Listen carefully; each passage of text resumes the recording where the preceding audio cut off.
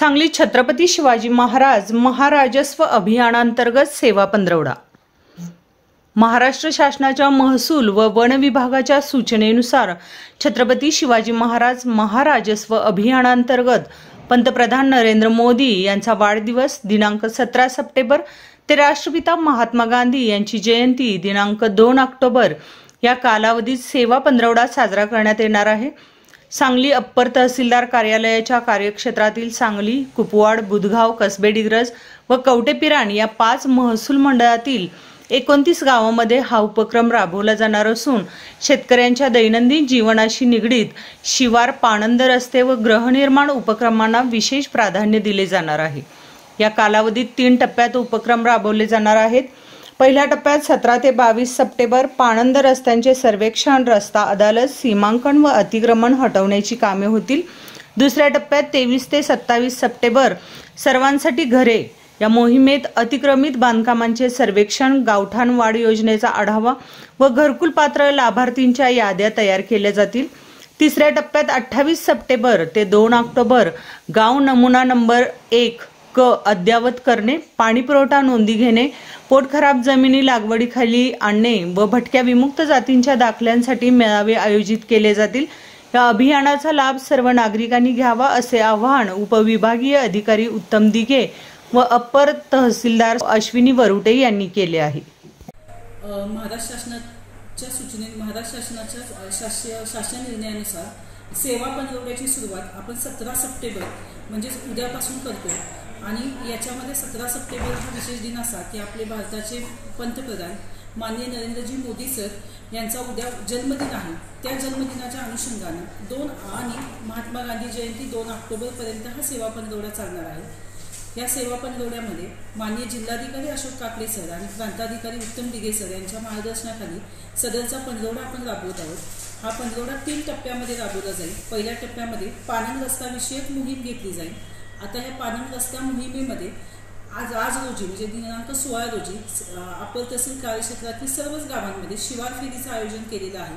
शिवार फेरीमध्ये असणारे आयडेंटिफाय होणारे पाणंद रस्त्याचे अतिक्रमित रस्ते, त्याचबरोबर वहिवाटीत असणारे पण नकाशावर नोंद नसणारे रस्ते अशा पद्धतीने ते आयडेंटिफाय केली जाईल आणि हे आयडेंटिफाय करून सदरच्या रस्त्यांची यादी उद्या होणाऱ्या ग्रामसभेमध्ये ग्रामसभेच्या अप्रुव्हलसाठी ठेवली जाईल।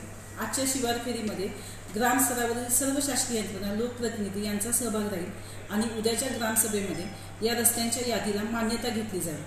ही मान्यता घेतल्यानंतर पुढील 3 दिवसामध्ये गरजेनुसार अतिक्रमण काढणे, सदरच्या रस्त्यांना क्रमांक देणे, त्याचबरोबर सदरच्या रस्त्यांची नोंद गाव नकाशामध्ये करून घेणे हे कामकाज मोजणी विभागाची मदत घेऊन केले जाणार आहे। उद्याच्या ग्रामसभेमध्ये रस्त्यांच्या व्यतिरिक्त सुद्धा जिवंत सातबारा मोहीम, ॲग्रिस्टॅग, ई पीक पाणी असे विविध महसूल विषयक ग्रामसभा उद्या होणार आहेत। त्याचा सर्व नागरिकांनी लाभ घ्यावा असं आवाहन मी आपल्याला करते। याच मोहिमेच्या दुसऱ्या टप्प्यामध्ये म्हणजे 23 सप्टेंबर ते 27 सप्टेंबर यामध्ये सर्वांसाठी घरे या उपक्रमामध्ये आपण ज्या पंतप्रधान आवास योजनेअंतर्गत जे पात्र लाभार्थी आहेत परंतु त्यांना घर बांधण्यासाठी जमीन नाही अशा लाभार्थ्यांसाठी सुद्धा शासकीय जमीन नियमानुसार देण्याची कार्यवाही करणार आहोत। आता याच्यामध्ये शासकीय जमिनीवरती महसुली जमिनीवरती अतिक्रमण आहे आणि असे लाभार्थी पंतप्रधान आवास योजनेमध्ये किंवा घरकुल योजनेस पात्र आहेत अशा लाभार्थ्यांचा विचार करून याच्यामध्ये पट्टे वाटपाचं सुद्धा नियोजन महसूल विभागामार्फत केले जाणार आहे। आता या योजनेच्या 3ऱ्या टप्प्यामध्ये म्हणजे नाविन्यपूर्ण उपक्रमामध्ये आपण अप्पर तहसील कार्यक्षेत्रातील सर्वच गावांमध्ये गाव चावडी कार्यालयामध्ये तलाठी उत्पन्नाचा अर्ज मागणी करता बऱ्याचशा लोकांना हेलपाटे मारावे लागतात। तो उत्पन्नाचा मागणी अर्ज आपल्याला यापुढे ऑनलाईन पद्धतीने दाखल करता येणार आहे।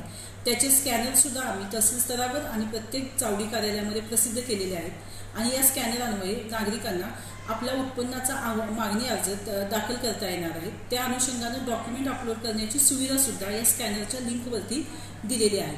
त्याचबरोबर या मोहिमेमध्ये पोटखराब अक्षेत्र लागवडीखाली आणण्याबाबतचे सुद्धा काही प्रस्ताव आम्ही याच्यामध्ये तयार केलेले आहेत। जे पोटखराब अक्षेत्र म्हणजे ज्या पडीक जमिनी लागवडीखाली क्षेत्राखाली मागील काही वर्षामध्ये आणल्या गेल्या पण त्याची नोंद सातबाऱ्याच्या क्षेत्रामध्ये झाली नाही अशा ठिकाणी तलाठी पंचनामा मोजणी विभागाचे अभिप्राय घेऊन आम्ही याच्यामध्ये सदरचं क्षेत्र सातबाऱ्यावरती आणण्याबाबत प्रयत्न करणार आहोत। त्याच पद्धतीने खातादुरुस्तीचे काही प्रस्ताव जे काही दाखल झालेले आहेत त्याच्यावरती सुद्धा कार्यवाही करण्यावरती भर या पंधरवड्यामध्ये दिला जाणार आहे।